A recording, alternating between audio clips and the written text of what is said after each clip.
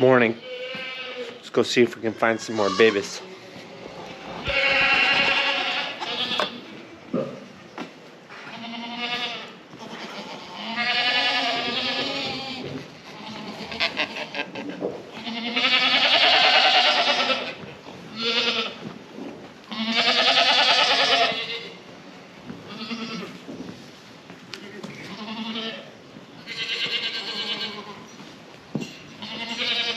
Here's one. Whoop! There's one with the cows.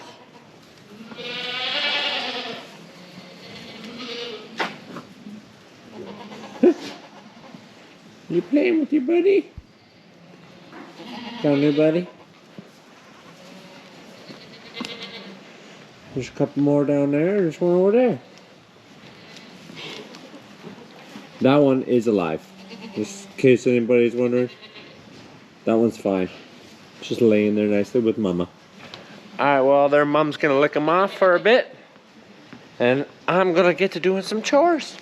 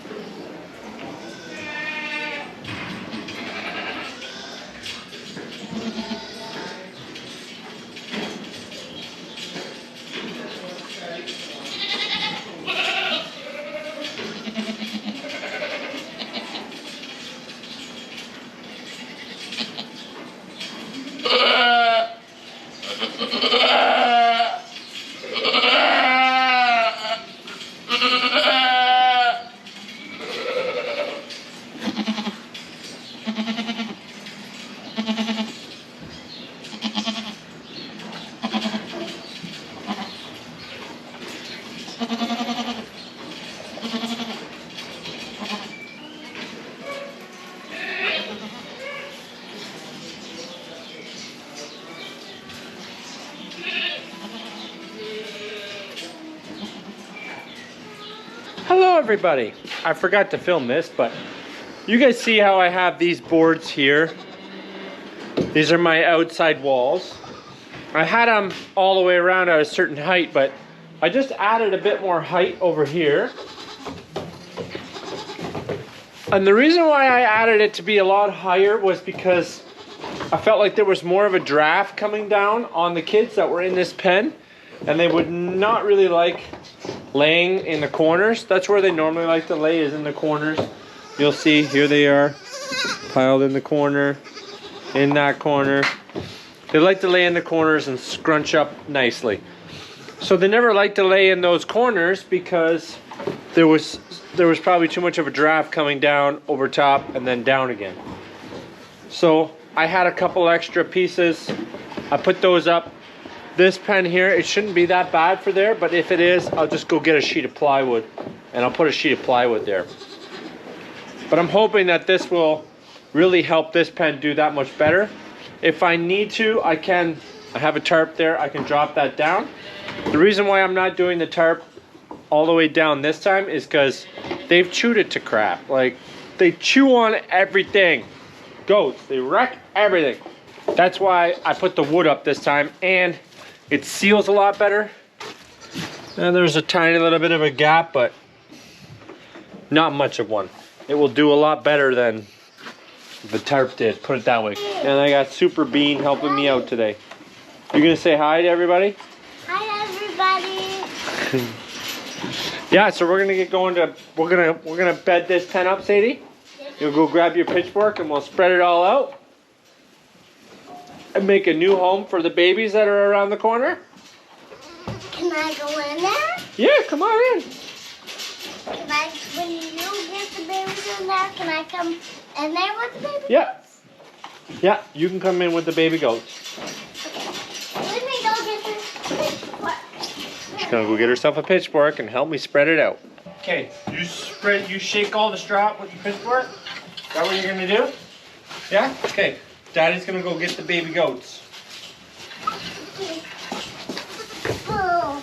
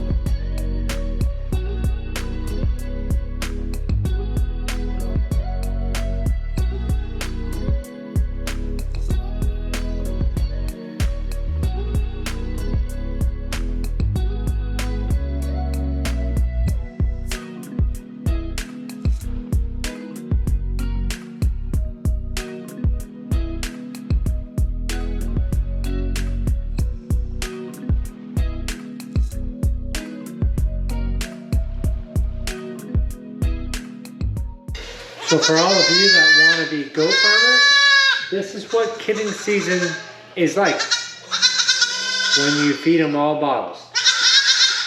Enjoy the view.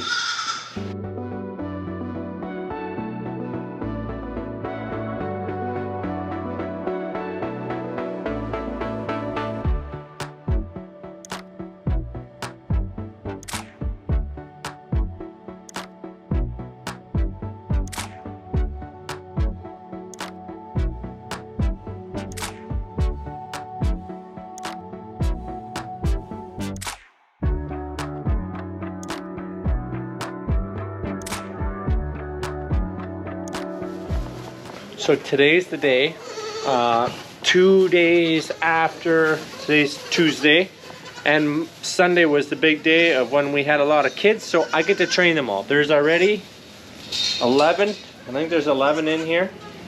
There's already 11 kids in here, and I get to train another 19 more. Unfortunately, we're working with a pail that's only got 4 nipples right now, because all my other pails are occupied. But I'm getting more, so tomorrow I will be making more pails. But today, you guys get to see me struggle with 4 nipples and 19 kids.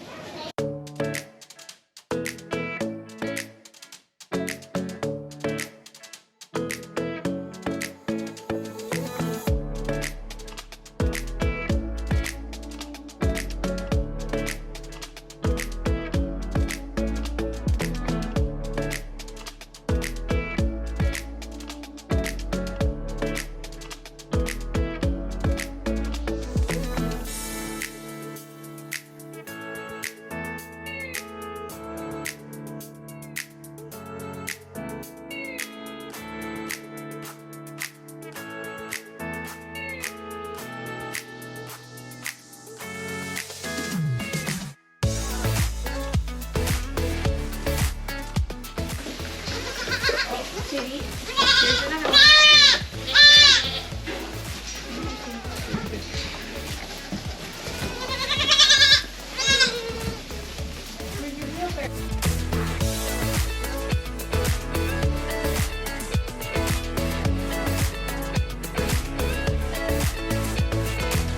So in this particular pen, in this corner here by the door, I've been having notice that kids lay in that corner, they lay in this corner, and they lay over there, but they don't lay in that corner. And I'm wondering if it's because that is if there's a little bit of draft or something coming down from there. So I'm gonna fix that. But you guys get to see it done the easy way. There, I got it all fixed. So what I did was I just used a couple little spare pieces of board that I had kicking around and kind of wedged them in and screwed the tarp right to the wall. There should be no more draft over there. I also tidied this little mess up over here. And right there, right in front of the fan. So now the fan will run a lot better as well in the summer, trying to get enough airflow through. Yeah, this looks a lot better. Everything's sealed up a lot better. I feel much more comfortable with these kids. One day, I will get this all roof sealed off properly with like sheet metal and insulate it all. But that day is not today. All right, now I gotta get to some other odds and ends. So I wanna point out a few things that are not all, you know, roses, okay? Things about farming, having animals is there's not always going to be ups. Now, I don't feel comfortable showing you the down because it brings me down as well. I'm not happy about this, but I want you guys to know that not everything goes perfect like some people show or present it to be. But we have a girl last night that I noticed was giving trouble in her birth. Normally I let it go because they should birth on their own. That is completely normal. That they should be able to do it on their own. We do have mishaps. We had one yesterday. We actually had two yesterday, but I caught the one where the kid is born backwards. Now, there's no issues with the kid being born backwards as long as the kid is delivered completely right away. If the mother stops because, as you mothers would know, once a critical wider point of the kid is out, they kind of take a break. Once the head passes out or the shoulders pass out, the mother could give a break. Now that is not an issue when the head comes out first. When the head does not come out first, there's a problem. Why is that a problem? That's a problem because once the umbilical cord has been severed from the mother, the only way the kid gets oxygen to its blood is by breathing. If its head is still in the mother, the sac that the kid is grown in is very thin. It begins to breathe and inhales that. Then, and a bunch of fluids. The fluid's not an issue because that drains out, but the sac is an issue because it creates a cavity because it gets stuck in the walls, and they keep breathing that further in, trying to suck in and not getting any air. So 90% of the time, you lose them. If you're standing right there and you just so happen to see two back legs sticking out, hurry up and pull it out. Don't wait, don't stop, don't hesitate, don't think twice that she'll do it on her own. If you see the whole butt and the feet and the tail, be quick and just pull. Don't stop and think. If you see the whole butt and you know that's how it's coming out, quick, pull her out, hang it upside down, get all that fluid out, wait for it to shake its head all funny, because they'll do that, and then you know it's okay. Check, make sure it's breathing on its own when you lay it down, and you're okay. Other issue that we had yesterday was we had a mother that I seen contracting for the afternoon. Very mild contraction. She was not heavily pushing, but she was contracting. I left her be because she needs to do it on her own. So last night, I finally decided that, listen, she's not doing it on her own. I need to go check her out.